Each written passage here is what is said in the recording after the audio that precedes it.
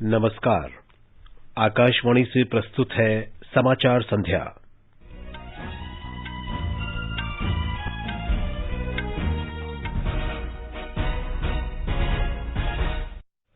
केंद्र ने राज्यों और केंद्र शासित प्रदेशों से शहरीकरण को तेज करने के लिए प्रधानमंत्री आवास योजना को तेजी से लागू करने को कहा। प्रधानमंत्री नरेंद्र मोदी कोविड का टीका लगवा चुके वाराणसी के लोगों के साथ कल वीडियो कॉन्फ्रेंसिंग के माध्यम से संवाद करेंगे। भारत से कोविड टीके की खेप बांग्लादेश और नेपाल पहुंची। पुणे के सीरम इंस्टीट्यूट ऑफ इंडिया में आग दुर्घटना में 5 लोगों की मौत। अधिकारियों ने कहा टीके का भंडार सुरक्षित है और उत्पादन जारी रहेगा। और सेना और society of Indian defence manufacturers के बीच आत्मनिर्भर भारत के तहत स्वदेशी साजो सामान के इस्तेमाल को बढ़ावा देने के लिए समझौता ज्ञापन पर हस्ताक्षर किए गए।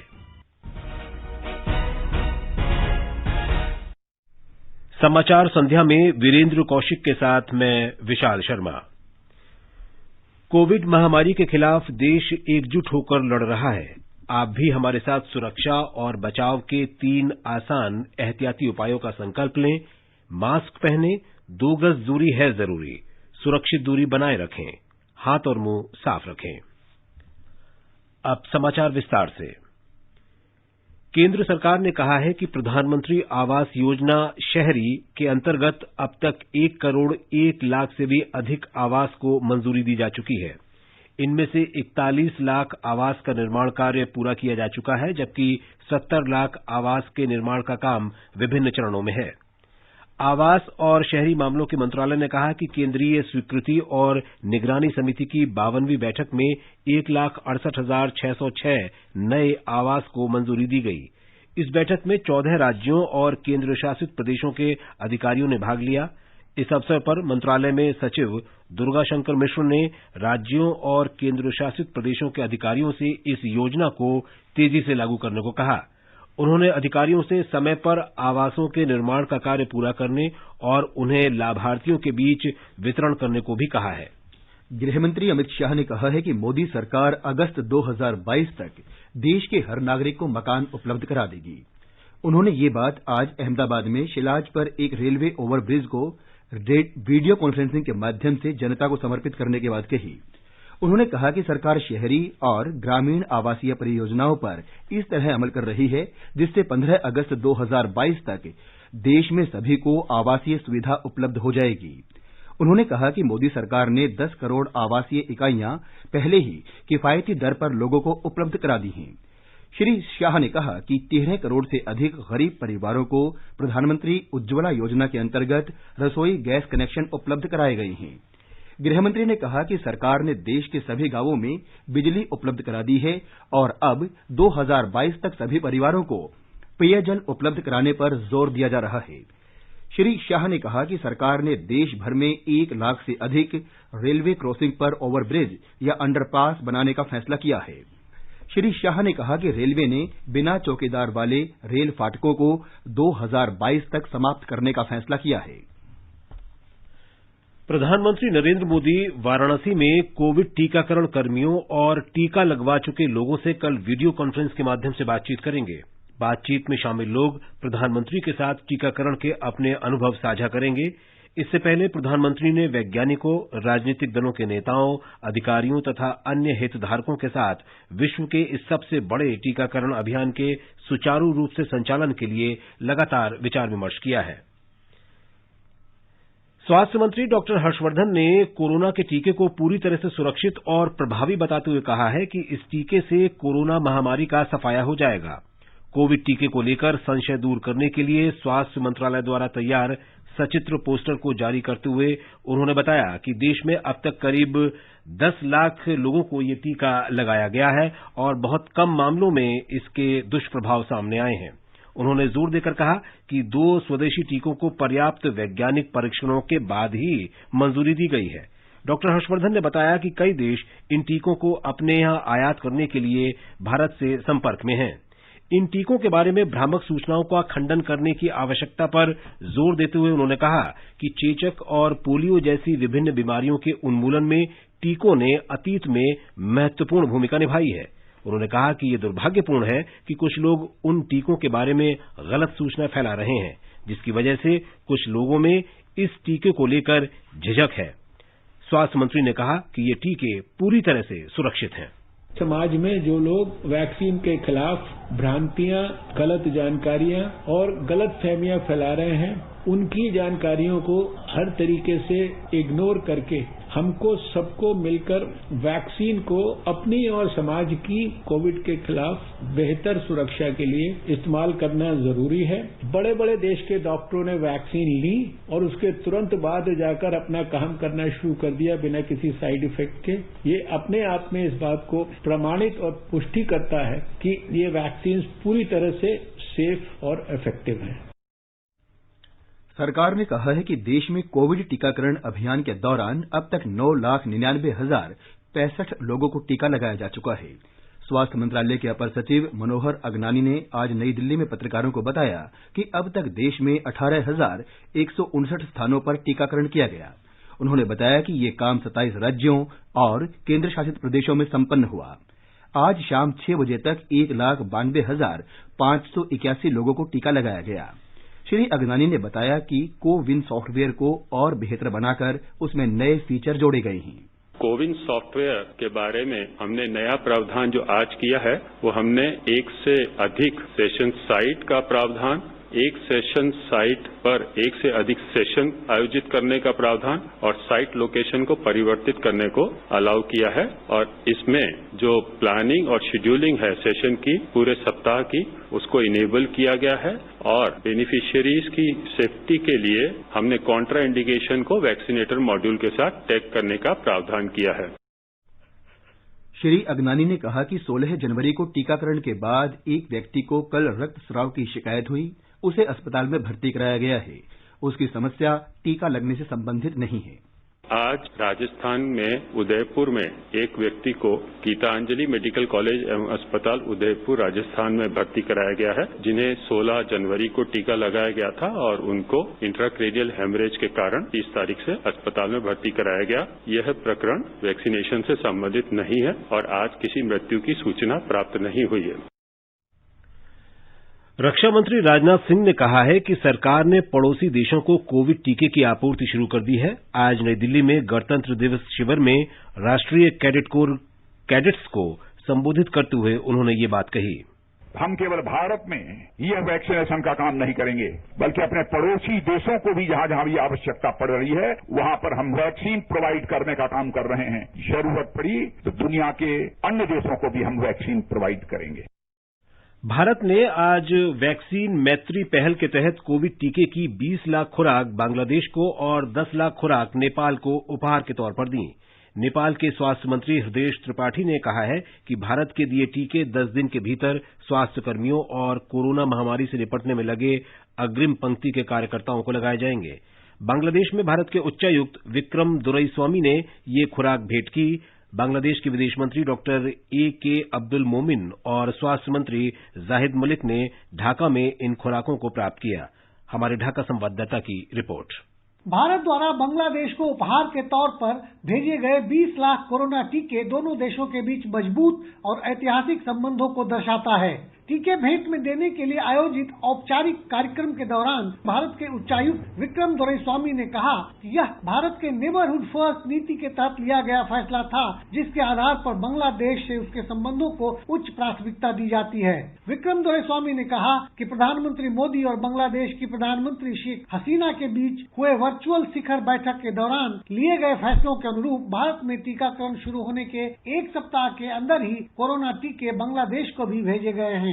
बांग्लादेश के विदेश मंत्री डॉक्टर ए.के. अब्दुल मोमिन ने भारत को वैक्सीन देने के लिए धन्यवाद दिया और कहा कि भारत ने बांग्लादेश के मुक्ति संग्राम के दौरान भी उसका सहयोग किया था और अब इस महामारी में भी उसने कोरोना टीकों का उपहार भेजा है। राजेश झा, आकाशवाणी समाचार, ढाका।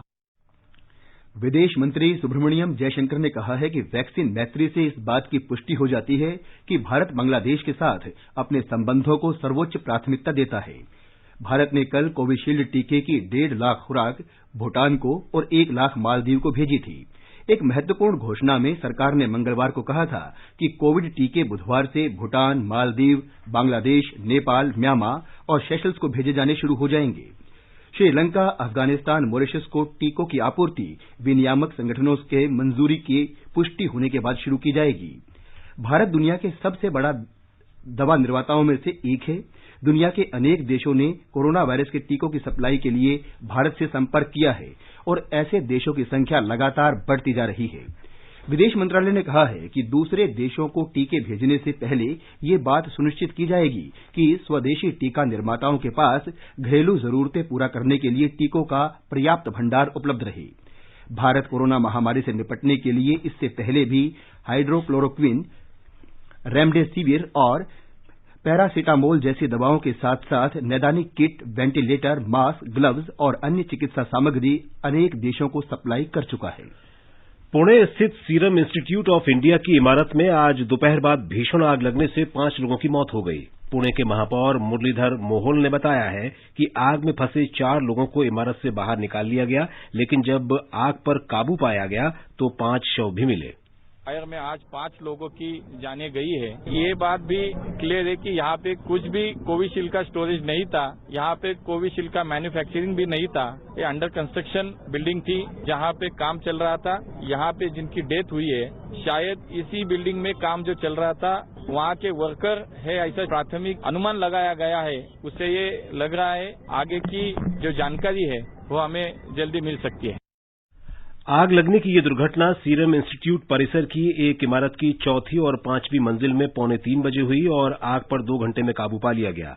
दमकल विभाग के अधिकारियों ने बताया कि आग लगने के कारणों का अभी पता नहीं चल पाया है। राष्ट्रीय आपदा कार्रवाई बल की टीम भी घटनास्थल पर पहुंची। आग बुझाने में 15 दमकल गाड़ियों की मदद ली गई और करीब 4:30 बजे तक आग बुझा ली गई। आग से इमारत की वायरिंग और केबिन जलकर खाक हो गई, लेकिन किसी प्रमुख मशीनरी या उपकरणों को कोई नुकसान नहीं पहुंचा है। इस बीच सीरम इंस्टीट्यूट ऑफ इंडिया के प्रमुख अदार पूनावाला ने आग लगने की दुर्घटना में लोगों के मारे जाने पर गहरा दुख व्यक्त किया है। ये संस्थान दुनिया का सबसे बड़ा टीका निर्माण केंद्र है और इसमें ऑक्सफोर्ड यूनिवर्सिटी और एस्ट्राजेनेका द्वारा विकसित कोविड टीके कोविशील्ड का उत्पादन किया जा रहा है। संस्थान की जिस इमारत में आग लगी वो इसी परिसर में स्थित कोविशील्ड बनाने वाली इकाई से करीब 1 किलोमीटर दूर है। राष्ट्रपति और प्रधानमंत्री ने सीरम इंस्टीट्यूट में लगी आग के कारण हुई जनहानि पर गहरा दुख व्यक्त किया है। राष्ट्रपति रामनाथ कोविंद ने कहा कि उनकी भावनाएं और प्रार्थना शोक संतप्त परिवारों के साथ है। उन्होंने घायलों के शीघ्र स्वस्थ होने की भी कामना की। प्रधानमंत्री ने कहा कि उनकी भावनाएं आग के कारण मारे गए लोगों के परिजनों के साथ हैं। महाराष्ट्र के मुख्यमंत्री उद्धव ठाकरे ने पुणे में सीरम इंस्टीट्यूट में लगी आग के कारणों का पता लगाने के लिए अधिकारियों को निर्देश दिया है। उन्होंने संस्थान के मुख्य कार्यकारी अधिकारी के साथ बातचीत की। वे कल दुर्घटना स्थल का दौरा करेंगे। महाराष्ट्र के उप मुख्यमंत्री अजीत पवार ने आग के कारणों की जांच के आदेश जारी कर दिए हैं। वहीं राज्य के स्वास्थ्य मंत्री राजेश टोपे ने बताया कि आग लगने के कारण वेल्डिंग के दौरान किसी चिंगारी का ज्वलनशील पदार्थ के साथ संपर्क होना है।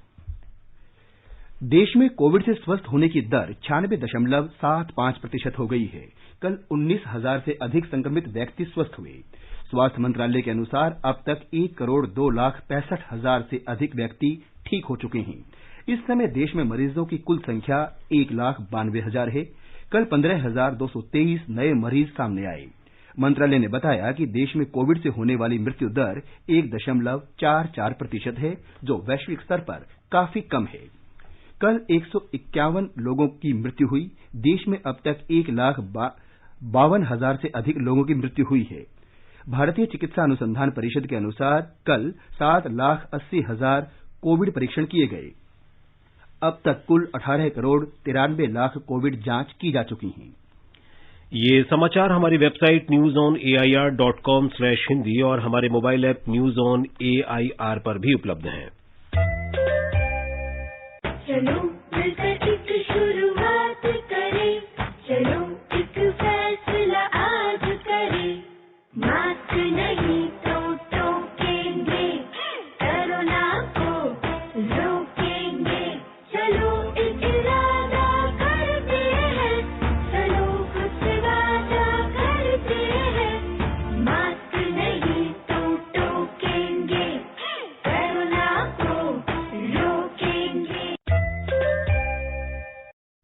समाचार संध्या में आपका फिर स्वागत है। आगे बढ़ने से पहले मुख्य समाचारों पर एक नजर। केंद्र ने राज्यों और केंद्र शासित प्रदेशों से शहरीकरण को तेज करने के लिए प्रधानमंत्री आवास योजना को तेजी से लागू करने को कहा। प्रधानमंत्री नरेंद्र मोदी कोविड का टीका लगवा चुके वाराणसी के लोगों के साथ कल वीडियो कॉन्फ्रेंसिंग के माध्यम से संवाद करेंगे। भारत से कोविड टीके की खेप बांग्लादेश और नेपाल पहुंची। पुणे के सीरम इंस्टीट्यूट ऑफ इंडिया में आग दुर्घटना में 5 लोगों की मौत। अधिकारियों ने कहा टीके का भंडार सुरक्षित है और उत्पादन जारी रहेगा। और सेना और society of Indian defence manufacturers के बीच आत्मनिर्भर भारत के तहत स्वदेशी साजो सामान के इस्तेमाल को बढ़ावा देने के लिए समझौता ज्ञापन पर हस्ताक्षर किए गए। भारतीय सेना और society of Indian defence manufacturers के बीच आज एक समझौता ज्ञापन पर हस्ताक्षर किए गए। सेना और उद्योग के बीच भागीदारी की 25वीं वर्षगांठ के अवसर पर भारतीय उद्योग परिसंघ के साथ ये हस्ताक्षर किए गए हैं। वर्ष 1995 में सैन्य साजो सामान के स्वदेशीकरण की ये प्रक्रिया शुरू हुई थी। इसके बाद की प्रगति के अनुसार बड़े पैमाने पर सैन्य साजो सामान के देश में ही निर्माण की गति और तेज हो गई है। आत्मनिर्भर भारत और विदेशी साजो सामान पर निर्भरता कम करने, सामरिक आत्मनिर्भरता को प्राप्त करने के अंतर्गत स्वदेशीकरण की गति और तेज करने के उद्देश्य से समझौता ज्ञापन पर हस्ताक्षर किए गए हैं। भारतीय दूरसंचार विनियामक प्राधिकरण TRAI ने 30 सितंबर 2020 को समाप्त हुई तिमाही के लिए आज अपनी रिपोर्ट जारी की।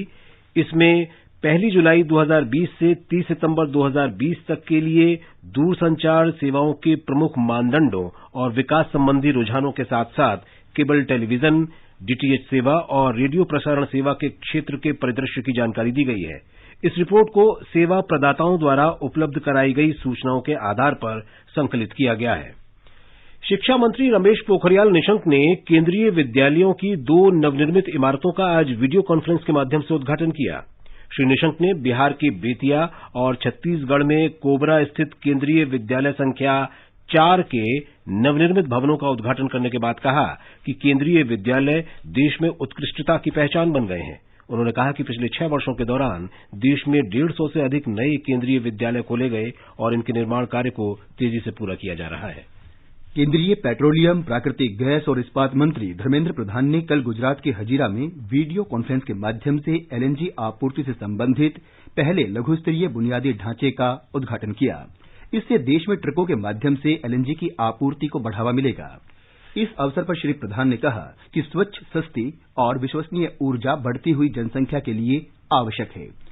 उन्होंने कहा कि ट्रकों द्वारा LNG की आपूर्ति देश में इस गैस के बाजार को विकसित करने में महत्वपूर्ण भूमिका निभाएगी।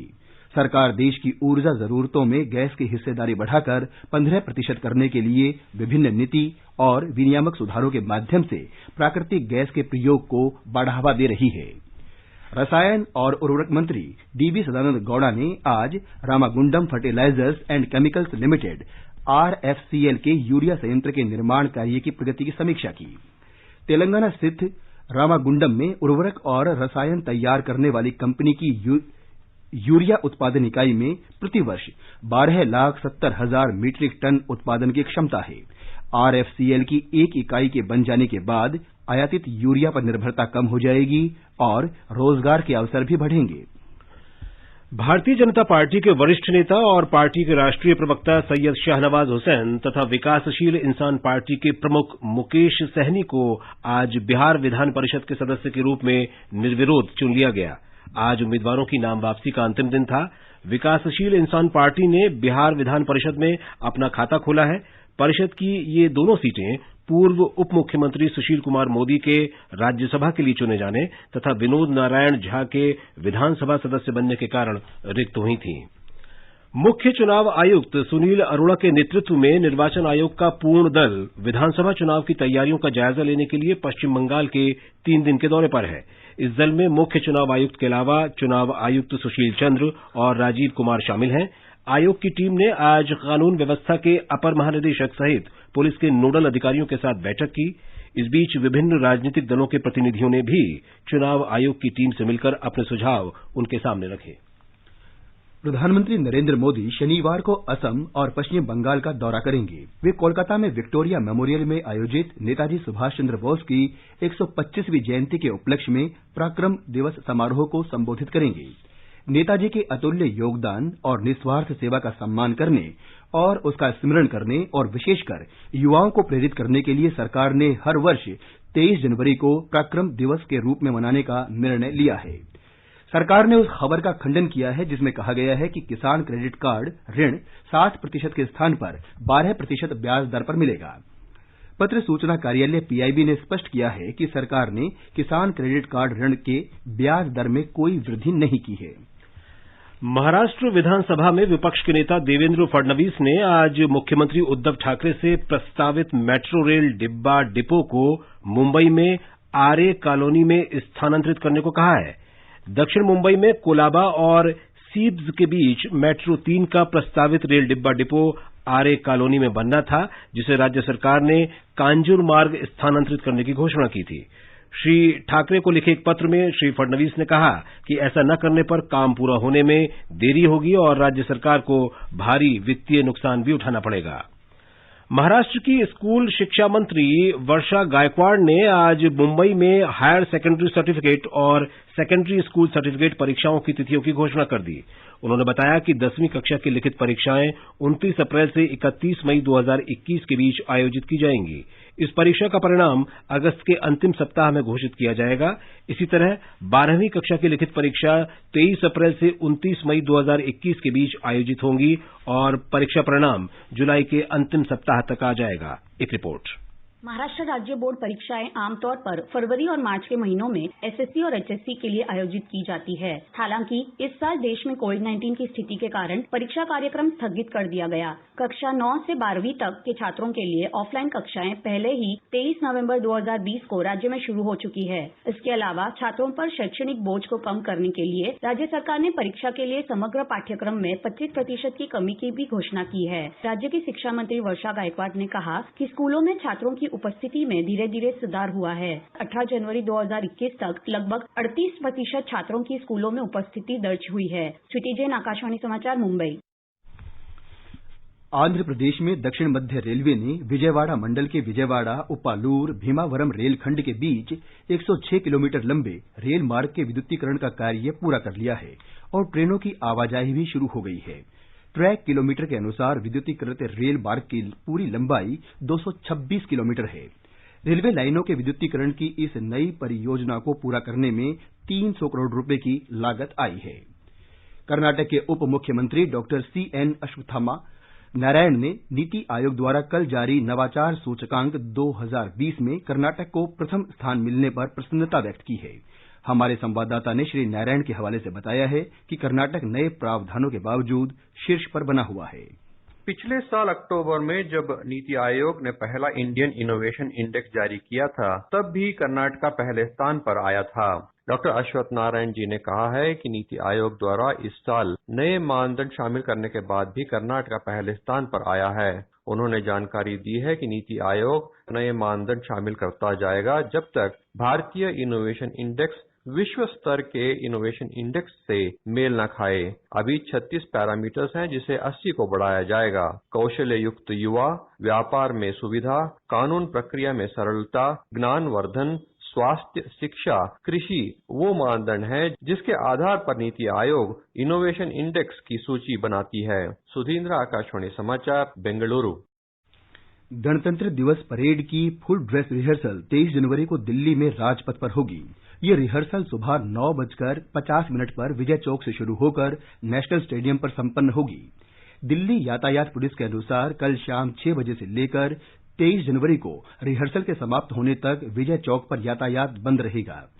इस दौरान दिल्ली मेट्रो की सेवाएं जारी रहेंगी, लेकिन केंद्रीय सचिवालय और उद्योग भवन स्टेशनों पर दोपहर 12 बजे तक अंदर जाने और बाहर निकलने की मनाही होगी।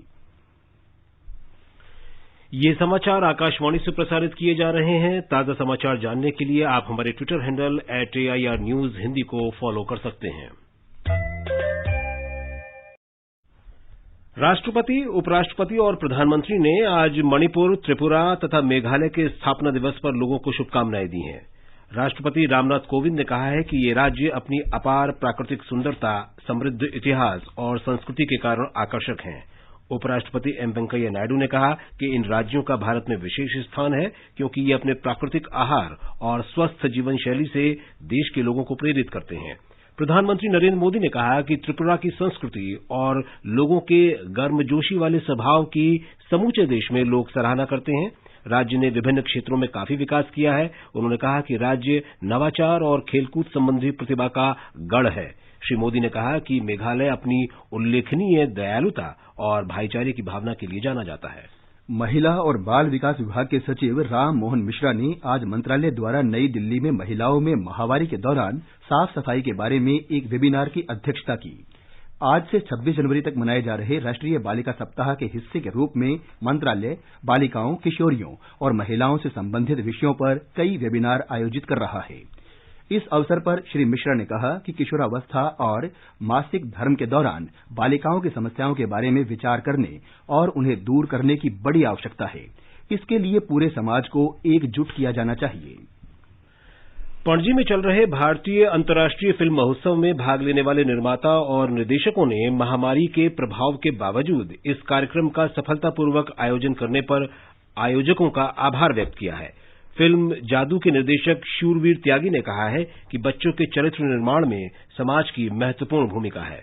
भारतीय पैनोरमा खंड में नॉन फीचर फिल्म जादू के निर्देशक शूरवीर त्यागी ने कहा है कि एक बच्चे के भविष्य का निर्धारण करने में समाज, माता पिता और शिक्षकों की तुलना में बहुत बड़ी भूमिका निभाता है। उन्होंने कहा कि बच्चे को बेहतर इंसान बनाने की जिम्मेदारी केवल माता पिता या शिक्षकों तक ही सीमित नहीं है, बल्कि ये पूरे समाज का कर्तव्य है। उन्होंने इस संदेश को दो बच्चों की दोस्ती के ऊपर लिखी गई कहानी पर फिल्म बनाकर स्पष्ट रूप से दर्शाया है। श्री त्यागी ने यह भी कहा कि शिक्षा और सीखने के अलावा कई अन्य चीजें होती हैं जिनकी एक बच्चे को जीवन में अपनाने की आवश्यकता होती है। भारतीय अंतर्राष्ट्रीय फिल्म महोत्सव में नियमित गतिविधियों के अलावा स्वास्थ्य प्रोटोकॉल तथा सुरक्षा मानदंडों के मद्देनजर सभी स्थानों पर सफाई और स्वच्छता को सुनिश्चित करने के लिए पूरी सावधानी बरती जा रही है। पणजी, गोवा से मुकेश थली और तुषार जाधव की रिपोर्ट के साथ निखिल कुमार। और अब आर्थिक जगत की खबरों के साथ हैं सोनू सूद। कारोबार के अंतिम घंटे में सारी शुरुआती तेजी गंवाते हुए बंबई शेयर बाजार का सेंसेक्स 0.3% की मंदी से 167 अंक कम होकर 49,625 पर बंद हुआ। दोपहर के कारोबार में शेयर बाजार के इतिहास में पहली बार सेंसेक्स 50,000 के स्तर को पार कर गया था। नेशनल स्टॉक एक्सचेंज का निफ्टी 54 अंक कम होकर 14,590 पर बंद हुआ। अंतर बैंकिंग विदेशी मुद्रा बाजार में रुपया डॉलर के मुकाबले 4 पैसे की मजबूती से लगभग 5 महीने के उच्चतम स्तर 72 रुपये 99 पैसे प्रति डॉलर के स्तर पर बंद हुआ। दिल्ली में सोना 575 रुपए के उछाल से 49,125 रुपए प्रति 10 ग्राम पर पहुंच गया। परिवहन, पर्यटन और संस्कृति से संबद्ध संसदीय स्थायी समिति के सदस्यों ने आज जम्मू कश्मीर में अनेक शिष्टमंडलों से मुलाकात की। समिति आजकल जम्मू कश्मीर के 3 दिवसीय दौरे पर है। इन बैठकों में 31 सदस्यीय समिति के अतिरिक्त प्रधानमंत्री कार्यालय में राज्य मंत्री डॉक्टर जितेंद्र सिंह और श्रीनगर के सांसद डॉक्टर फारूक अब्दुल्ला उपस्थित थे। समिति ने शुरू में कश्मीर वाणिज्य और उद्योग परिसंघ KCCI के एक शिष्टमंडल से मुलाकात की, जिसमें जम्मू श्रीनगर राजमार्ग के बार बार बंद होने के मुद्दे पर ध्यान आकृष्ट किया गया। खेल मंत्री किरेन रिजिजू ने केंद्र शासित प्रदेश लद्दाख में करगिल जिले के पदुम में प्रथम खेलो इंडिया ज़ंस्कार शीतकालीन खेल उत्सव का उद्घाटन किया। इसका आयोजन लद्दाख प्रशासन कर रहा है। 13 दिन तक चलने वाले इस उत्सव में आइस क्लाइंबिंग, जमी हुई ज़ंस्कार नदी पर trekking, ice hockey, snow sculpture और पारंपरिक फूड फेस्टिवल मुख्य आकर्षण होंगे। Thailand Open Super 1000 badminton tournament में पीवी सिंधु और Sameer Verma singles quarter final में पहुंच गए हैं। सिंधु ने मलेशिया की सेवादुरई किसोना को एक तरफा मुकाबले में हराया। और अंत में मुख्य समाचार एक बार फिर। केंद्र ने राज्यों और केंद्र शासित प्रदेशों से शहरीकरण को तेज करने के लिए प्रधानमंत्री आवास योजना को तेजी से लागू करने को कहा। प्रधानमंत्री नरेंद्र मोदी कोविड का टीका लगवा चुके वाराणसी के लोगों के साथ कल वीडियो कॉन्फ्रेंसिंग के माध्यम से संवाद करेंगे। भारत से कोविड टीके की खेप बांग्लादेश और नेपाल पहुंची। पुणे के सीरम इंस्टीट्यूट ऑफ इंडिया में आग दुर्घटना में 5 लोगों की मौत। अधिकारियों ने कहा टीके का भंडार सुरक्षित है और उत्पादन जारी रहेगा। और सेना और society of Indian defence manufacturers के बीच आत्मनिर्भर भारत के तहत स्वदेशी साजो सामान के इस्तेमाल को बढ़ावा देने के लिए समझौता ज्ञापन पर हस्ताक्षर किए गए। इसके साथ ही समाचार संध्या का ये अंक समाप्त हुआ। नमस्कार।